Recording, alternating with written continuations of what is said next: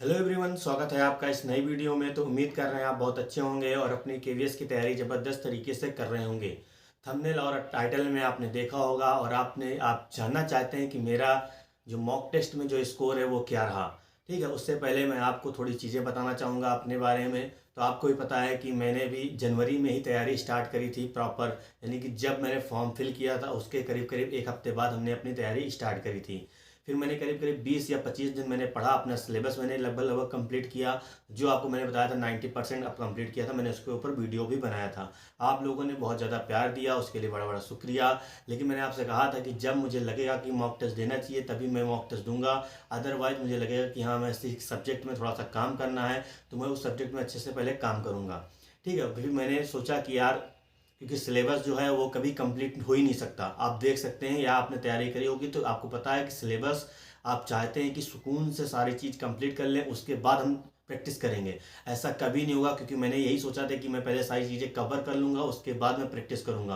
क्योंकि आपको पता है कि मैंने सोचा था कि जनवरी तक मेरा सिलेबस कंप्लीट हो जाएगा। लेकिन जनवरी आई, जनवरी के बाद फरवरी भी स्टार्ट हो गई, 5 तारीख हो गया, तो तब भी मेरा सिलेबस मुझे लगता है कि कंप्लीट नहीं हुआ। लेकिन मैं ये सोच रहा हूँ कि लगभग कहीं ना कहीं पे ऐसे दिन निकलते जाएंगे और मैं प्रैक्टिस भी नहीं कर पाऊंगा। तो मैंने सोचा कि जितना भी चीज़ हुई है, ठीक है, पहले मैं एक टेस्ट लगा लेता हूँ कि क्या स्कोर बनता है क्या नहीं बनता है। अगर चीज़ें ठीक रहीं तो आगे भी टेस्ट दिया जाएगा, अदरवाइज फिर क्या करा जाएगा, जो पढ़ा है उसको पहले कवर अप किया जाएगा। ठीक है, तो मैं अभी आपको स्कोर पर्टिकुलर पूरी स्क्रीन पे जाके दिखाऊंगा, बताऊंगा नहीं, क्योंकि कुछ लोग भरोसा विश्वास नहीं करते कि स्कोर क्या रहा क्या नहीं, क्योंकि बताने में और दिखाने में फ़र्क हो जाता है। ठीक है, तो मैं अभी आपको स्क्रीन पे, कंप्यूटर स्क्रीन पे ले चलूंगा, अपने लैपटॉप की स्क्रीन पे, वहाँ पे मैं आपको स्कोर दूंगा। ठीक है, तो मैंने क्या किया, अभी जितना सिलेबस था मैंने उसको थोड़ा सा मैं पढ़ रहा था, रीड कर रहा था, यानी कि सारी चीज़ें बिल्कुल नई नहीं थी। क्योंकि यानी कि जो हमने स्टार्ट किया था जनवरी स्टार्टिंग में, जो हमने पढ़ा था उसको मैंने अभी रिवीजन नहीं किया था। ठीक है, यानी कोई भी सब्जेक्ट हो, चाहे आप इंग्लिश की बात करें, चाहे आप हिंदी की बात करें, चाहे आप मैथ की बात करें, चाहे आप ईवीएस की बात करें या पेडागोजी की बात करें, क्योंकि चीज़ें हमने एक एक बार सारी सब चीज़ पढ़ी थी, यानी दोबारा भी हमने किसी चीज़ को पढ़ा नहीं था। कंप्यूटर तो मैंने बिल्कुल पढ़ा ही नहीं। रीजनिंग तो आपको पता है, कंपटीशन की तैयारी अगर आप कर रहे हैं तो रीजनिंग कहीं ना कहीं से हो जाती है। ठीक है, थोड़ा सा कभी कभी समय लगता है, चीज़ें हो जाती हैं। ठीक है, तो मैंने क्या किया, मैंने अभी कोई भी चीज़ नहीं पढ़ी थी उसके अकॉर्डिंग मैंने एक टेस्ट पेपर लगाया कि हाँ, चीज़ें जो पढ़ी गई हैं पुरानी, क्या वो कहीं आपको याद है कि याद नहीं है। उसके बेसिस पे हमने कई चीज़ें दी। तो स्कोर मेरे हिसाब से जो मेरा आया है वो मैं कंफर्टेबल समझूंगा, क्योंकि कम से कम 150 क्वेश्चन जो थे वो मेरे पढ़े हुए क्वेश्चन थे। लेकिन बस एग्जैक्ट मुझे याद नहीं आ रहा था कि इसका आंसर क्या होगा।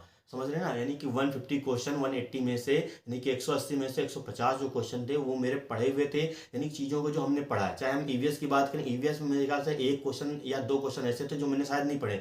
बाकी जो 18 क्वेश्चन आपके ईवीएस में आए थे वो कहीं ना कहीं मैंने सुने थे और मैंने अपने नोट्स भी बनाए। मुझे इतना याद है, क्योंकि ईवीएस अब मुझे लग रहा है कि इससे बाहर आपका ईवीएस नहीं रहेगा, क्योंकि पेपर जो था वो आप कहेंगे मॉडरेट लेवल का था, यानी कि बहुत ज़्यादा आसान भी नहीं था, बहुत ज़्यादा कठिन भी नहीं था, यानी कि मॉडरेट लेवल का पेपर था। कभी कभी क्वेश्चन इतने आसान मिल जाते थे या कभी कभी क्वेश्चन इतने कठिन मिल जाते थे कि लगता था कि पेपर इतना कठिन है, लेकिन कभी कभी क्वेश्चन आसान मिल जाते थे जो हम लगाए हुए हैं, जो हमने मेथड को सीखा है।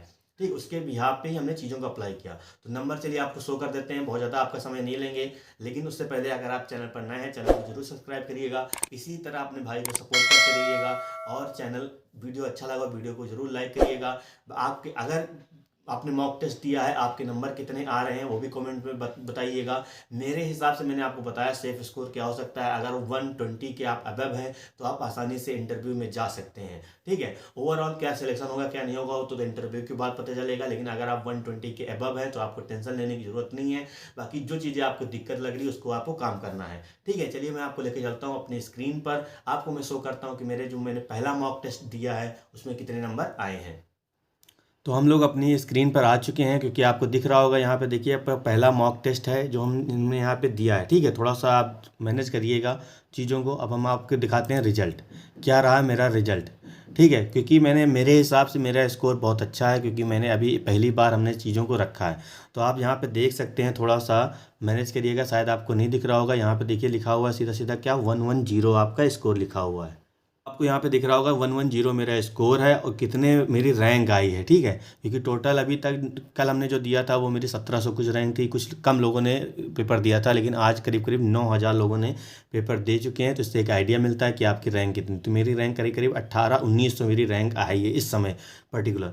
मेरे जो क्वेश्चन सही हुए हैं 110 क्वेश्चन सही हुए हैं, और गलत जो मेरे क्वेश्चन हुए 69 क्वेश्चन गलत हुए हैं। एक क्वेश्चन देखो मैंने टिक लगाया था लेकिन उसमें टिक लगा नहीं, इसी वजह से वो अनअटेम्प्ट में चला गया, ठीक है। तो उसमें कोई दिक्कत नहीं, जो मैंने टिक लगाया था बिल्कुल सही था। तो यहाँ पे हम कह सकते हैं जो मेरे आसानी से स्कोर बन सकते थे वो 115 आसानी से बन सकते थे।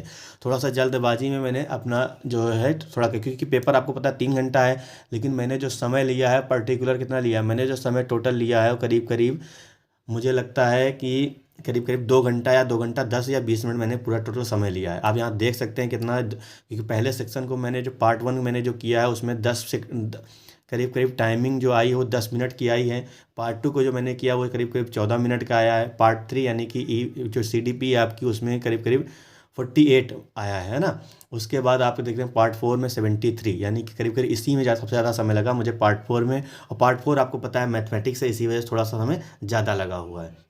बाकी आप देख सकते हैं ओवरऑल आप रिजल्ट यहाँ पे देख सकते हैं, ठीक है। तो चीज़ें बहुत आसान भी नहीं कह सकते ज़्यादा, क्योंकि मेरे हिसाब से, क्योंकि अभी हमने रिवीजन पूरा किया नहीं कम्प्लीटली, और है ना। तो जब 1-2 बार अभी हम टेस्ट देने भी वाले नहीं हैं, क्योंकि अब हम जब टेस्ट देंगे तो थोड़ा सा हमको लगेगा कि हाँ चीज़ें जो बन रही हैं उसके अकॉर्डिंग अगर मामला बन रहा होगा तभी हम टेस्ट देंगे। क्योंकि आपको पता है अब हम इस मॉक टेस्ट को पहले अच्छे से एनालाइज करेंगे, यानी कि जो भी क्वेश्चन हमने सही किया उसको भी हम ढंग से देखेंगे। उसके बाद जो क्वेश्चन गलत हुए हैं किस चीज़ से गलत हुए हैं अकॉर्डिंग वो चीज़ हमको अच्छे से एनालाइज करेंगे। यानी कि हमको, आपको पता है कि हिंदी हो चाहे इंग्लिश हो, आपको पता है अगर पर्यायवाची आ रही है तो हमको ऑप्शन में भी सब कुछ देखना पड़ेगा, उसके बाद अकॉर्डिंग आगे बढ़ना पड़ेगा, ठीक। कम से कम इसको हम 1 या 2 दिन अच्छे से एनालाइज करेंगे, यानी कि 10 तारीख तक हम जितना हो सकेगा पहले रिवीजन करेंगे। फिर 10 तारीख के बाद हम अपना फिर से मॉक टेस्ट देंगे, ठीक है। अगर मॉक फिर उसके बाद मॉक देंगे, अगर वो नंबर बढ़ेंगे तो इसका मतलब अच्छी है, क्योंकि अब 110 से नीचे मुझे नहीं जाना, क्योंकि अब हम रिवीजन भी करेंगे तो ऊपर मेरे नंबर ऊपर होने चाहिए। तो कम से कम जो भी चीज़ होगी मैं आपको बताऊंगा। अगर आपको भी लगता है कि आपके कितने स्कोर बने हैं तो अपनी राय कमेंट बॉक्स में ज़रूर दीजिएगा। चैनल पर नए हैं चैनल को ज़रूर सब्सक्राइब करिएगा और बेल आइकन को भी प्रेस करिएगा, जिससे आपको लेटेस्ट वीडियो की नोटिफिकेशन मिलती रहे और अपनी तैयारी ज़बरदस्त तरीके से आप करते रहें। कोई भी परेशानी होती है देन आप कमेंट में बता सकते हैं कौन सी चीज़ कहाँ पढ़नी है। क्योंकि देखो मुझे मैथ में कोई दिक्कत नहीं है, सबसे अच्छी बात ये मुझे लगी कि मेरी जो इंग्लिश है वो बहुत अच्छी हुई है। क्योंकि मैंने जो, आपको पता है जब आप यहाँ पे जाएंगे टोटल इसमें पार्ट 4 में इंग्लिश 20 नंबर की आती है, मेरी कम से कम 17 क्वेश्चन सही हुए हैं इंग्लिश में, ठीक है। यानी कि इसका मतलब मेरा ग्रामर पोर्शन जो है बहुत अच्छा है, लेकिन ओकैब मेरी थोड़ा सा गड़बड़ है, तो ओकैब को मुझे सही करना पड़ेगा।